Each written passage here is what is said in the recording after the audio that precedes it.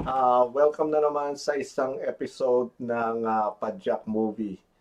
So, medyo makulimlim sa labas, kaya minarapat ko na gumawa muna ng movie review.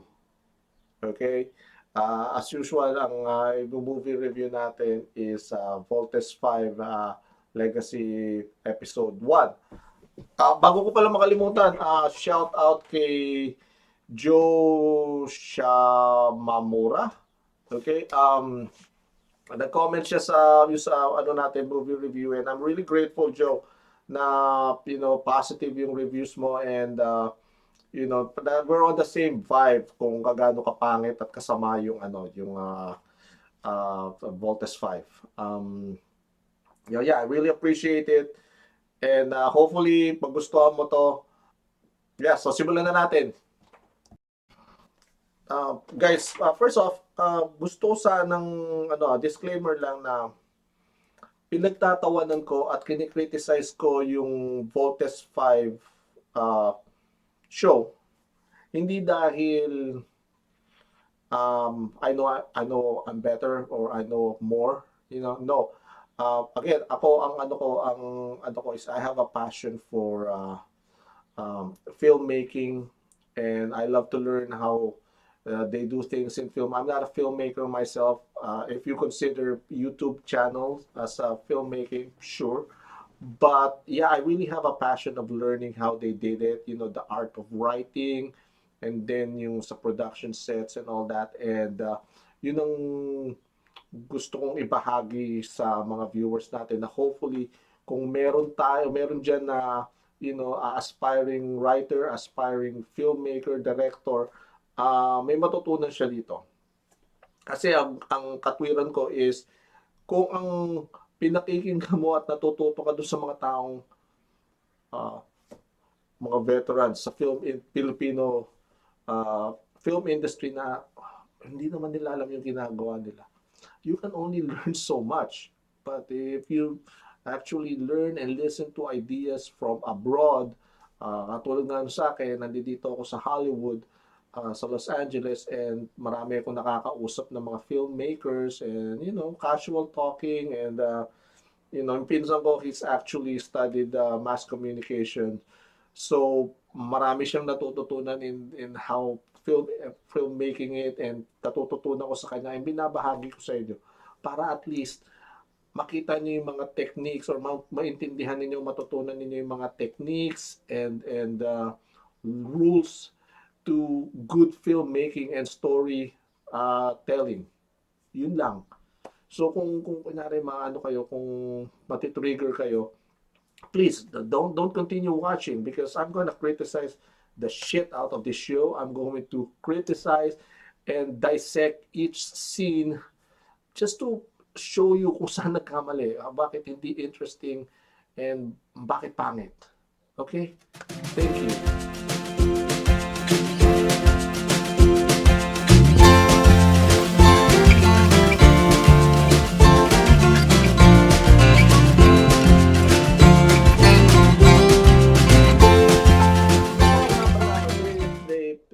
Nabasa ko yung, or napabasa to rin, napanood ko yung ibang mga um, videos sa YouTube, yung mga interviews ng director.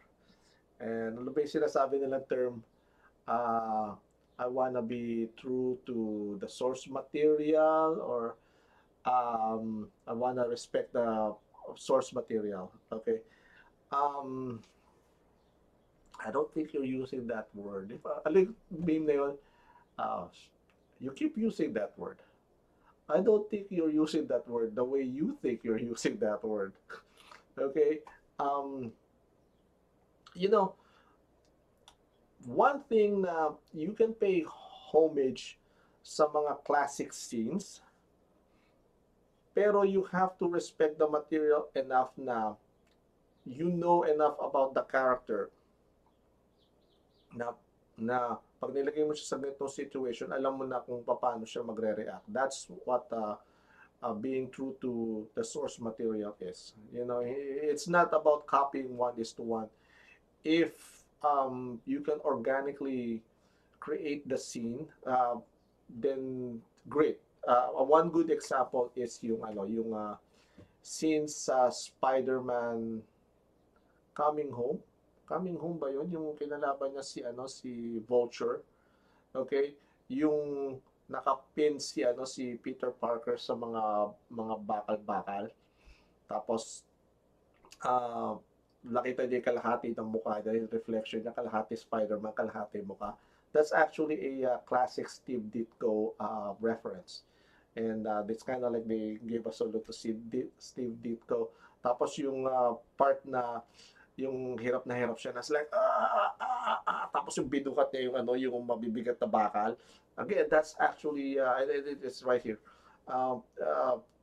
It's actually reference to Steve Ditko, and that is not being honest to the source material. Ibig sabihin ng source, being honest or true to the source material is to just respect it, na wag mong babuyin you know the essence ng character, na okay, this is what the character does and this is who the character is. A failure of us essence uh, respecting the source material is yung Amazing Spider-Man movies. Ginawa nilang cool skater boy si Peter Parker. It's like, that's not who Peter Parker. Peter Parker is a classic 60s nerd. Okay, he's smart, he's awkward, and he doesn't know how to talk to girls. That's what that's the material. Kaya marami nagalit sa Amazing Spider-Man because like, dude, even though Spider-Man is cool, he's still awkward na hindi siya marunong he's not athletic. Okay, so ginawa mong skaters like, oh no, that's not true to the source material. Okay, no, kaya nga sinasabi na it's not Andrew's fault. It's the director's fault na ginawa ng skaters and they actually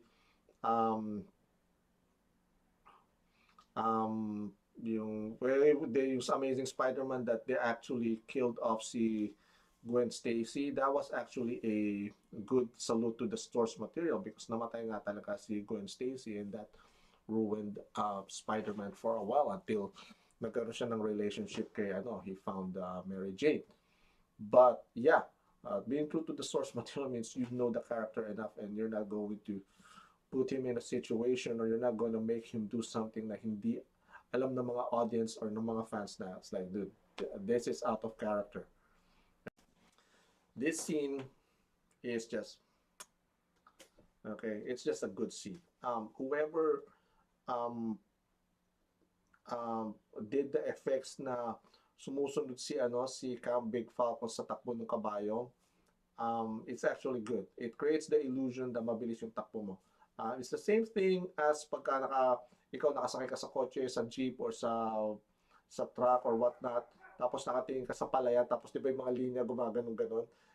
It creates the illusion na ganon. It's like it's really smart way of doing it, and I don't have any complaints. The only criticism I will say is that I wish they actually hired somebody who can make the horse gallop. No, because the horse wasn't running as fast as I wanted to or wish the scene would require, but it's good enough. Alam mo, hindi mabilis ang takbo ng dahil yung poke ng kabayo hindi lumilipad eh. So, but aside from that, this scene is good. I wouldn't change it. Kung manang baguhin, this is perfect. It's perfect. Props to sa yung special effects guy na naggawa nung Big Falcon. It's really, this scene doesn't work. Okay. Si Big Bird is big guy, okay, and he's stocky. And again, katulad ng sinabi ko sa inyo na they actually really found a great guy to play Big Bird because ang tangkad niya and he's husky, so it worked. Why this scene doesn't work for me, and I think you were gonna agree, because yung stick niya na ginagamit niya is the same stick as everybody else. Again, props, director, you didn't bother to give him a big stick. Ang stick niya yung ganito lang eh. It's like, okay, ito stick na yan, yung gamit. Give him a big stick because he's a big boy. Okay? Bigyan mo siya ng malaking stick na yun ang ginagamit ng pampokpok. And then, alam mo na, yeah, what this guy is different. This guy is different.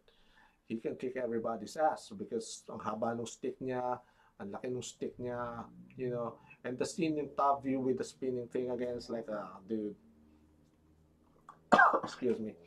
It doesn't work. Again, 1:1 just won't work often. You know, you can show that he's kicking ass by not doing the 1:1. Okay, have creativity. The fans will um, forgive you for not doing 1:1. Basta ano dun yung essence ng okay, ito si Big Bird, the director is introducing us to him, and okay, he actually kicks ass, and you know the whole spinning thing from the top didn't work.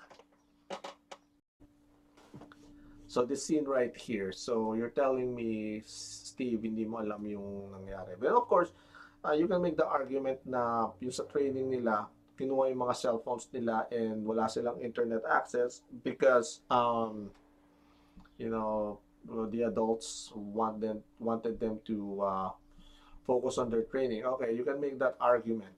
Pero parang hindi nila alam yung nangyayari. So it's like, dude, you've been in a top secret or a very high-tech facility and you think they're just spending all that money for nothing? Nah, come on. Come on. That doesn't play. That doesn't work. This is just an example of bad dialogue, bad writing. It's like, okay, hindi continuous yung ano hindi continuous yung story, yung idea. So this scene right here is really well because in-establish mo completely well yung character ni Mark na nagdududa siya sa authority, lagi-lagi niyang hinahamon.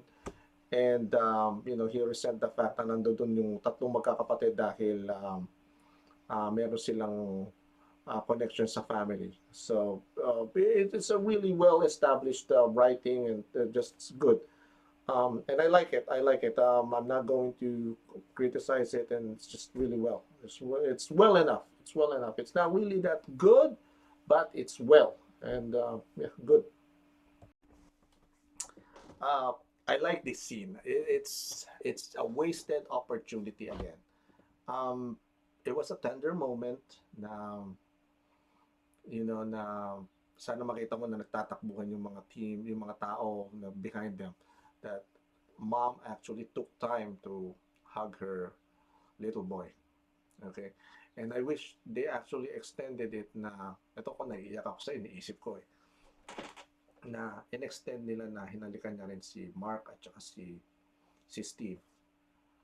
Not knowing na ito na pala yung final kiss niya sa anak niya. And that would just happen like, fuck. You know, it's like, oh, that's the feels. Because if you're writing, maaano ng mga tao na, oh shit, ito na pala yung last time. Di ba? Ngayon, i-recall mo yun. If you're the good director, alam mo na, it's like, okay, this is corny, but no. You're setting it up para doon sa next scene na mamamatay yung mom. It's like, tapos maaalala nila, shit. Yung pala yung last kiss ko kay mom. That builds it up. Hindi yung, you know, it's like, oh, let me just hug my little boy. No, hug everyone because they're your kids and you're sending them into battle. Okay, mahirap yung sa anak, parang katulad ni sinasabi nga nila, di ba, si Mama Mary, and that's your son, Jesus. At that moment, you don't care that he's the savior of the world. He is your son, the firstborn. So they just failed it. They just failed. And I'm getting choked because it's like, dude, they failed. And look at this. Oh, wow, look at that. It's 1:1 again. They have a scene like that sa cartoons. 1:1. Doesn't work. Why? Because they don't have battleships anymore. Okay, guys?